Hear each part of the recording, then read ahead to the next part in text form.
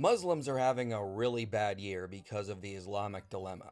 You know, Michael, as much as I appreciate your trip down memory lane, how about an actual trip down memory lane to remind everyone how this all started? The Quran refers to the gospel. It's referring to the Christian scriptures that Christians possessed at the time of Muhammad.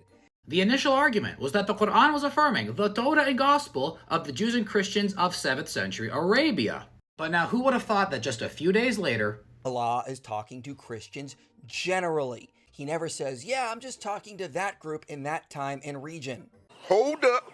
Wait a minute. Something ain't right. when the Quran mentions the Torah and gospel, yeah, Michael, it's not talking about a buffet of every canon of Christian and Jewish scripture on planet Earth that you get to conveniently pick what you want from. Yes, we do.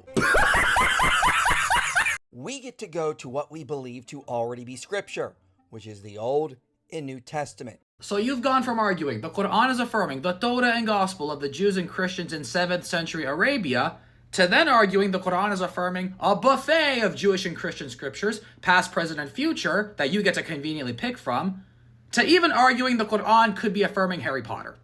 Allah is talking to Christians generally, and he tells us to judge by our scriptures. He never says, yeah, I'm just talking to that group in that time and region.